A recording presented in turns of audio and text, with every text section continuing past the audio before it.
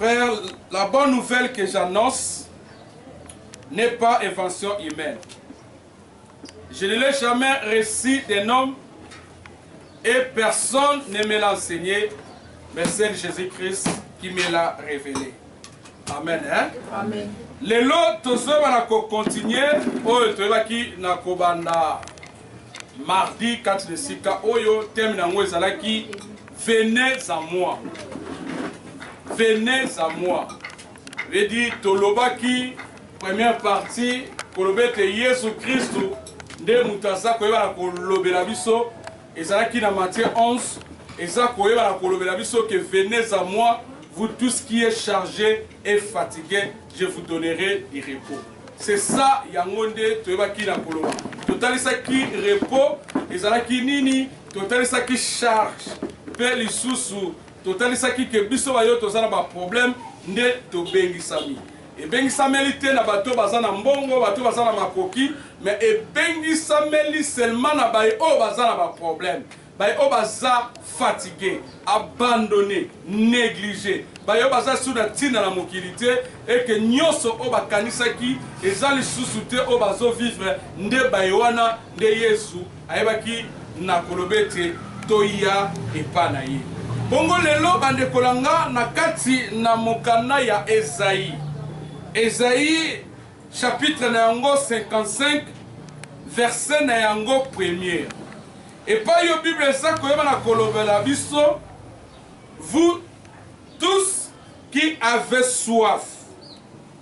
Bino ba nyonso o bozali vedina posa. Venez aux eaux. Na mai boya na mai, même celui qui n'a pas d'argent. Vedi, même mutu o yazan na mbongo te. Venez acheter et manger. Venez acheter du vin et du lait, sans argent, sans rien hein, payer. Amen. Hein? Amen. Bible lobi na biso, ba o nyonso, bazana posa, veut dire soif eza besoin. Veut dire ba o nyonso, bazana posa, ya koyeba na kolia parce que bazolo bela kolia. Bazolobela miliki bazolobela bolamu na koyeba na koloba balobi sans argent veut dire ata bosa na mbongo te ata bosa na eloko te boya de Christ ayebi na koloba okotala ke eza beaucoup plus ya kotalisa te boya parce que condition eza te boya et pas na ngai condition moko te oyo ezali ke senge na bino bozala na mbongo te esenge na bino bosala boye te esenge na bino botosa boye te mais boya sans condition. Amen. Hein? Amen. Et soif ezali besoin nga naza na besoin yo oza na besoin biso nyonso toza na ba besoin. Yango nde eza soif bedi mutu nyonso aza na ba besoin. Mutu nyonso aza na besoin nde ba bengisi ye aya pembe na mai. Amen. Amen. Alors mai yango nde eza Christ. Alors bi boye bana koya même si boza na eloko te boya kaka. Oza na besoin libala, oza na besoin bolamu, oza na likambo ko ezotungisa yo alobi yaka. Eza na ngoli kambo mbongo te. Eza na ngoli kambo condition te. Pe eza na ngoli kambo ya devoir te. Il faut ça la boyer pour que besoin oyo za nango ekokisama te.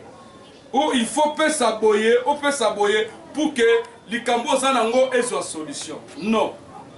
Yesu azali oyo apesaka biso solution kaka te. To ayebaka na kokangola kaka biso te pe ayebaka na ko changer bomoi na biso kaka te pamba te Yesu soki obi na kopusa epai na ye ye moko aza solution.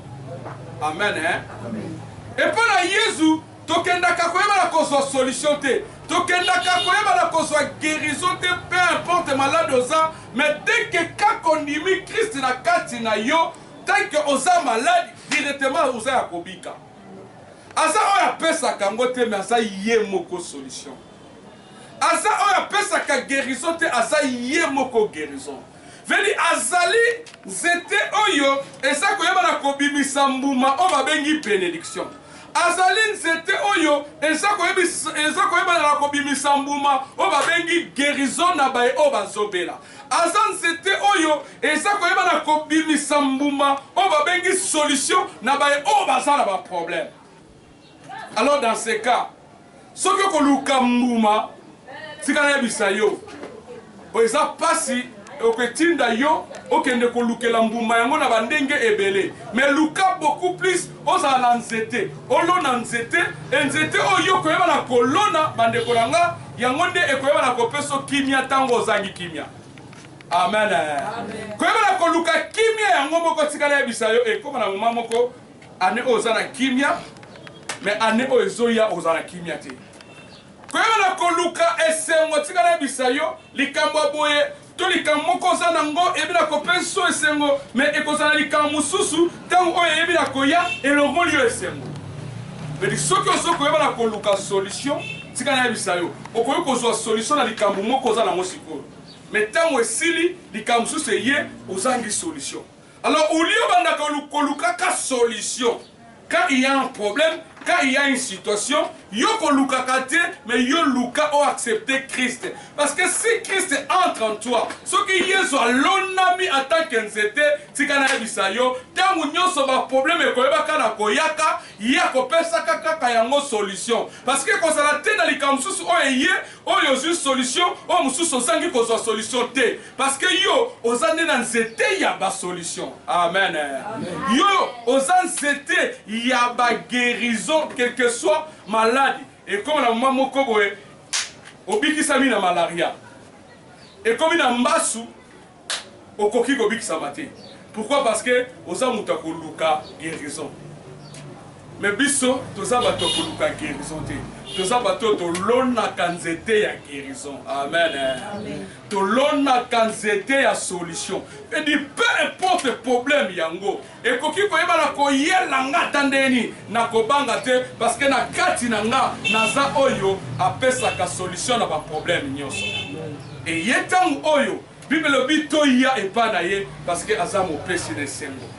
Aza mopesi na kimia, aza moyanoli ya mituna na biso. Amen. Amen.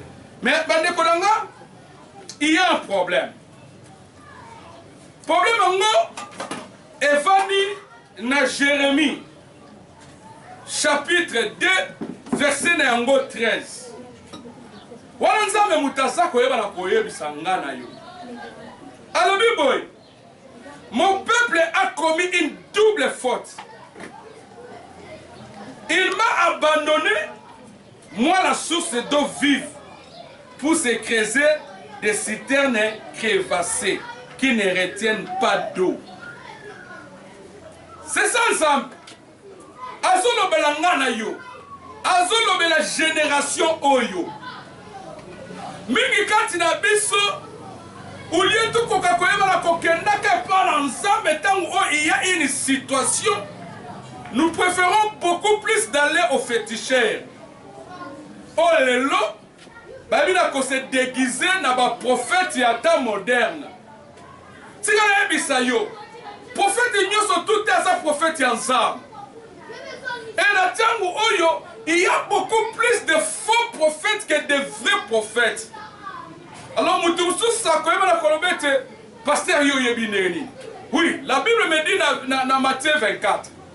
Dans il y aura des faux prophètes.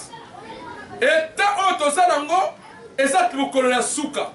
Autour de la sous na bisangondeni na kotindo na Timothée et pas Paul a sauvé sa Timothée tant que commande a été vie et comme cher. Pas c'est côté dans mon kili. Et maintenant, tous ces hommes sont prophètes, mais ils sont faux prophètes. Parce que la kaka biso ke bakoya baka na koya. pe bakosalaka bamikamwa ebele si est possible même oyo nzambe bakoyebaka na kokweisamaka. Alors quand il y a un problème bana nzambe bazo préféré mingi kokende esika oyo bakoyebaka na kopesa bango ba condition, bakoyebaka na koyebisa bango baikila, bakoyebaka na komemaka bango koyeba na kokotaka na baservice. Omona mutatiki ndako na ye akende église basalelaki baservice, bayebaka na kopakolaki biloko, bakoma komelisaki biloko, bakoma kotangisa a défaut kosotisaka ye mpe bakoma kolobelaka ye balangi moko démoniaque.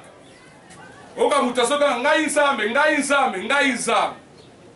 Alors au lieu bakoma koyeba na koluka nzambe, au lieu muta pousser pas na nzambe, ya lobi ke boya sambongo, boya sans condition. Bon c'est l'autre côté, mais les gens préfèrent ya koyeba na kokende sika o bazo pese condition. Kokende sika o bazo senga ye mbongo. Ne esika o toyebaka na kopesa confiance na biso. Oh, esika o basako osoko o bazoko kopesa zo bazo tinda yo pesa boye sala boye. Nzamba bengi yango ba citerne crépassée. Vedeza citerne o esako yeba na kotoboka. Ebaka na kobomba mai te. Ce sont des personnes à laquelle koyebaka na kotala yeboye azala ba problème belé kut koleka yo. Comment yo bina komona penda mutu tali penda mutu neti jour mususu ba melinga prophétesse moko boy. Oh non, azala prophétie ya koyeba na kolobelanga. Alors natali ka maman na natali ngabi ah. Ouais c'est une pese na mbonga so maintenant lipa na sikramela na. Siku natali yemo ka ça ba problème ya makas. Ande kotika na yebisa Bible lobi on donne seulement ce qu'on a. Toi tu as des problèmes. Mais osa koyeba na koya et pas nanga pour que kolobelanga o ezali makamuna nzambe. Aussi longtemps yo moko za na problème pour que nzambe ko kokangolo na likamboza nango. Ce sont des citernes crévassées. Biso lelo batu mingi quand il y a un problème abike non. Celui to ke nanga pas nzambe surtout si il y a un problème. O eza koyeba na kosenga pardon. Mutu pona ye habité ngala ko limbisa te. Nga fona zongi sele mabe. Bakokeli ngambasu ngala kotika te ngape foke na koka koyeba na kozongisela mutu mbasu wana directement ayebi ke soki aye pa na nzambe eloko nzambe koyebisa limbisa ye. Alors comme il y a ça nimé osa nimé na vengeance obite mutasali ngaboye ngai pe fo na sala ye bongo. Nous sommes la vengeance est à bisoter. Vengeance est à ensemble. Alors, Moutomomo a koluka beaucoup plus à que de koluka nganga, à que de koluka féticheur, à que de koluka prophète, oya lobaka ete, babulu o batu mola ki esonge la bango. Non, biso ozalaka babulu o batu mola ki esonge la bango te, mais biso batinda biso to limbisa, ba o bazoko sala biso mabe. Alors, quand vous t'as senti de la vie, ah, t'es sur laquelle pense à mes ambassades dans limbisa lef, n'a que de pas nganga. Alors, Bible lobby. De là, de se commettre double péché. Amen. De se commettre double péché. Il y a l'imoso, tu abandonner. Tu quoi na yété. Donc, comme il préfère quand il y a un problème, à te ensemble ou melaka. Na kele nanga ko simba kis. Na kele nanga epa kingani. Batali sanga vi nanga. Balo balikamu oyo. Et ça, veut dire, naso vivre na maloba nini. Veut dire, mutasa ko yeba na koluka ami yeba. Tikana bisayo. Na loba kango tangu nyoso. Koluka te oyeba nani oya kanga vina yo. Nani oya baby sa vina yo. Mais luka beaucoup plus oyeba. Nani oya fungola kabavi ya bato bakeba na kokanga. Parce que muto yo so luka oya baby sa vina yo. Soko kebo ya kufa deja. Osa nini. Mais tikana bisayo. Soko ko yeba na koluka mutu oyo. Akangolaka, abikisaka, ayebaka na ko délivrer bato bakangama, tikana bisayo il est éternel. Akufaka te, pe akufa te, partout azawana, pe oftango obelela ye akoyeba na koyoka. Alors bi yaka, yenda za mai. Aza mai ya lobiko, aza liziba ekaukaka te.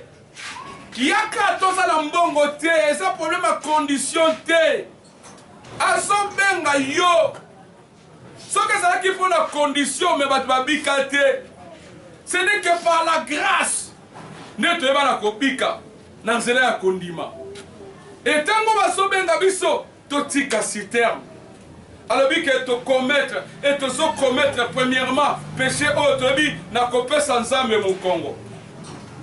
Oui, il y a cela azobondela mpo na makambo ya mikie mais soki okoki makambo ya minene abi te oyo nzambe akosala ngo te. Moto abondela aza na malaria azobondela nzambe ebikisanga so elongoka malaria pa ekomi mpese abi te oyo eza su église te. Bayebi se na likolo ya kisenso mama moko aza wana asalisaka mpese me ntango yo okekuda abandi opesa o condition omoni fosala boye fosala boye fosala tika nayebisa yo oyo nyonso ebengami lobiko eza koyeba na kozala accompagné na condition eza ya nzambe te. Toyokani ya oza maladi oza likambo ya famille oyo tokende na komitalisa nganga apesaka butu condition akobiso biba na butu banda koloba zo mai tia na mungu tia mungu na mai ale zo bwakango na veni bwakango na kati ya ndaku banda kolobaka. Ce sont des conditions. Mais nous ne sommes pas là. Dans la condition, mais dans la moyen à kokamolama o babengi yango la foi.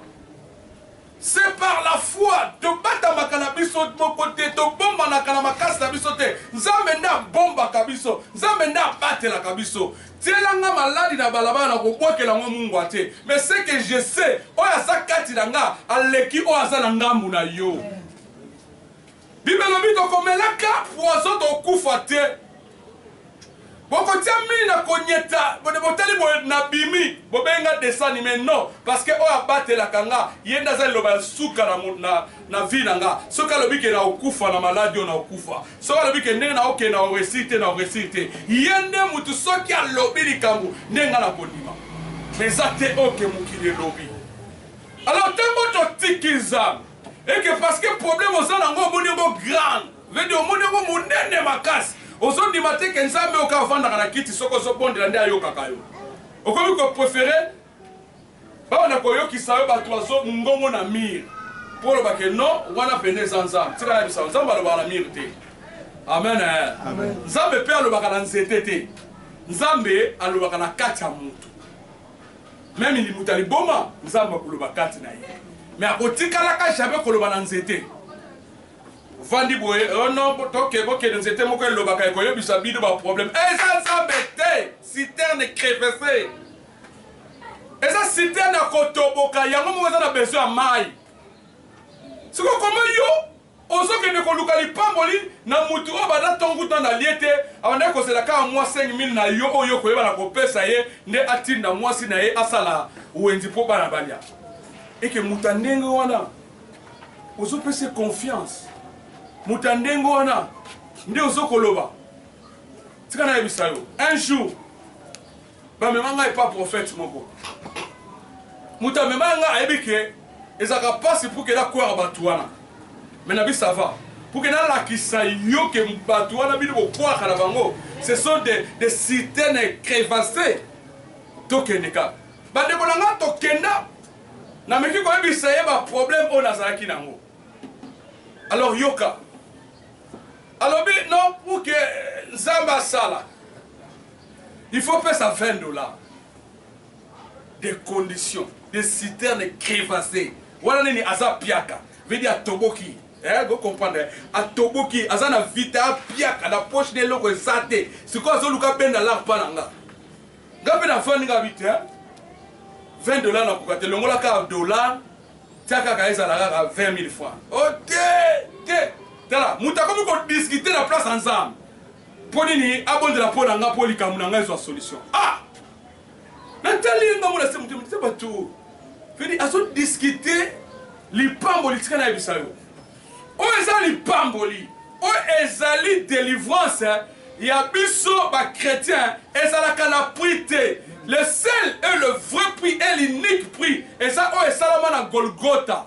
Et pas oyo, bah, ebisa rabiso. tout est accompli et pas yo Jésus Christ ayeba ki na komi kababo moinaye. C'est ça le prix à payer. Tout ça n'a prix à kofuta te pour la maladie d'obika ezate. Tout ça n'a pris à kofuta te pour que likambu ya daku na yo, ya libala na yo ezwa kimia ezate. Le prix c'est Jésus-Christ. Si tu as Jésus en toi, ce qui botie Yesu na kati ya libala kimia koti. Ce qui botie Yesu na kati ya ndaku malade bimi. Ce qui botie Yesu et si kanyoso Yesu azalaka, mulili azalaka te parce qu'il a dit je suis la lumière du monde. Osoluko olongola mulili na nini? Alors, tu vas dire que c'est la discussion. On a dit la lobby qu'on a gagné. Tu as dit que c'est la tu as lobby à Bibo. Na sala encore pour na elenge moi sur boyaki na ye. Ce que ça qui était. Vraiment Nzambe. Akomo teka biloko. Ati di ba pasteur na ba prophète, yaza na ngona yaza grossiste. Bango siko baza ko teka yango na détail. Okaka monika apona ye pona ka papa Willy ya mwana kana ndimi wana Nzambe na biso de dosa ba fantir. Bande ko na pesa 20 000. Apesi ngai 3 jours. Na zali 3 jours bo abenga nga elokote. Na lekisi une semaine, na benga ye elokote. Deuxième semaine, na benga azu téléphone apesi mo mwana ba ke non et ça la cabine. Na zela susu mwana benga ye ti lelo oyo atikala jamais. Donc on va dire 2 ans, 3 ans passés, atikala jamais koyeba na kopé sangai et yano na mituna nanga. Zoka sa ki piaka, citerne crevassée. Astoboka ki, azaini na besoin mai. Amen. Beaucoup de faux prophètes bazani na besoin, bazani na nzala. Bazani na besoin ya mbongo. Bazani na besoin te soki ndenge ni te. Ote boto sala onka pona yo, mais nga pena na bondela bato ba mbongo te. Amen. Nga bambonga mikie boye, nga la bonde la kango batute. Bon, talaka pona yo, d'ailleurs écoutez ça mon malade mikie yo pesa kabwe. Tala. Ce sont des citernes. Mais Nzamba lobike to abandonné. Génération d'aujourd'hui est abandonné ça. Les hommes de Dieu to abandonné ça. Puisque le ministère est au vraiment au tiki, au komiko bala na ba mami wata. Au komiko luka kosoba kisi pour que oya bala ko impressionner bato. Tu n'es pas un prophète, mais comme qu'on nous la prophète, le kuta pour pas bonne cause en ngouya. Parce que to tiki nzam, to bossa nzam, zamene muta pesaka, zamene muta salaka, et ça na batute. Et si quand on besoin que baza na besoin ya mbongo na bino. Bakoko baloba nganga kisi na commerçant bazaka mutu moko. Je dis ba osala ka commerce. Mais péché liboso biso babengi biso. Balobi ke toya même si toza na mbongo te, mais to boyi mutu abengi biso même si toza na mbongo te, mais to ke esika o bazoloba ke. Nzamba za na besoin $100 pour que apambola mutu. Toza wa obenga bato sambela te. Mais ce que la bandika kabo naomona nini talisanga Yesu na osepela omona nini so talisanga poto ezalola te. Il y a aussi des souffrances. Ce qu'on t'a dit, c'est que année on a kobala, année bateau babala, bazana esengote, misuku baolu kaba boma mabala. Ce qu'on est dans le tribunal, au monde a tala ba dossier ba divorce, mais je préfère que on t'a dit sanga Jésus. Ce qu'on t'a dit sanga Jésus, là na au monde ensemble, parce que Yesu lobby, c'est lui qui m'a vie, a vu le Père, et que na Yesu nde bo konzali kole pesa melinga et vie éternelle, ne ebina ko pesa belanga. Comme sanga de au monde atrapo États-Unis, non, yebisanga ke na au monde Jésus. Etienne amonaka drapeau États-Unis. Amen. Etienne amonaka libala na Europe te. Amonaka ki directeur te. Mais Etienne a vu Jésus. Tamo ba obeta labi na moni likole fungwami. Batuni nini na moni likole fungwami lobi ezate ke lole fungwa pour que libala de kita ezate ke lole fungwa pour que makamune simba mais ça pour que lole fungwa pour que namona Yoshua Mashia pour que namona Yesu pour que namona oya salanga pour que namona oya pesanga sengo omo kilekoki ko pesa te yende sengel namona. Amen. Mais les gens préfèrent ya okende sika oyo basoko saba. C'est ça le premier péché. Le deuxième péché, Zambalabi, il y a une source, il y a bon mot. Dans Jean chapitre 4, verset 14, la femme samaritaine a dit Jésus. Mais il y a un au monate, libulu eza mosindo. Ozane loko ya kotoka maite. Mais ozoko kende ko yebisanga et que mai oyo ko yeba na kopesa nga et ko silisanga posé à mai. La femme croyait qu'il faut avoir des conditions, il faut avoir les seaux, il faut avoir cantine, il faut avoir le bidon pour que yeba na kotoka mai. Oh mai, oh to solo ba eza mai ya lobiko, eza makambo ya cantine te, eza makambo ya tonote, mais eza makambo ya kokwa. Yesu alobi soki oya komela mai onga na kopesa na verset 14 akoyeba ekomema ekino na vie éternelle. Eza likambo ya sauter. Yesu a besoin de sauter. Malgré que mon nom est profond. Malgré que mon nom est mozindo. Mais pour qu'il y ait une solution, il y a une condition. Amen. Amen.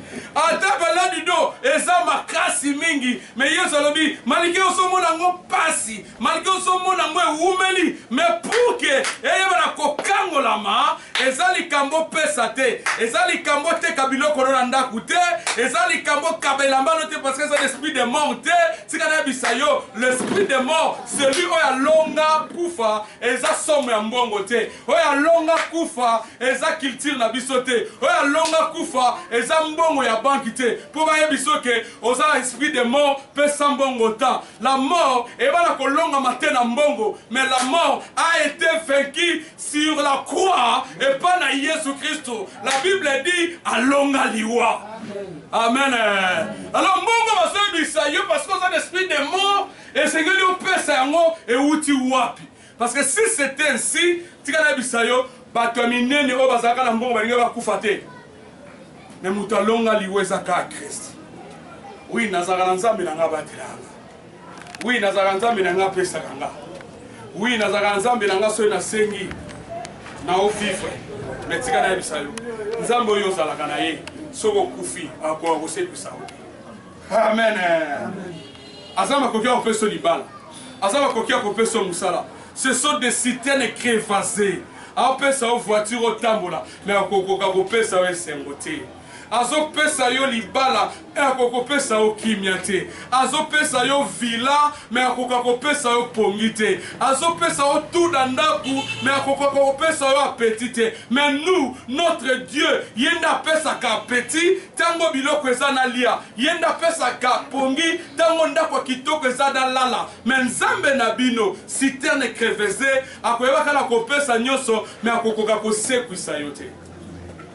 Parce que c'est lui qui a vaincu la mort, Jésus. Alors, toti qui est. À cause, il y a posé à Moukili, toti qui est. Tobite yote. Aux hommes, il y a un problème. Mais tel est ce qu'on a. Quand on a un mouton, nous savons que mouton, il y a un problème, mais kasi. Amen.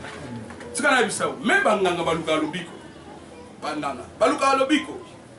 Si vous avez dit que est-ce que vous savez que ça au monde a bien? Vraiment, on a bien été dans le coup de moyen tika. Bon, mais quand on a ok panga mon boya, ok kata tika mutu. Yo kotate. Ce temps on esprit na ego ketu na e. Ah, ndeni musala ndeni au continent kati kimukolo na o kaka ye. Ah, mon frère. Mais si na tika ngokala. Mais ne to kota.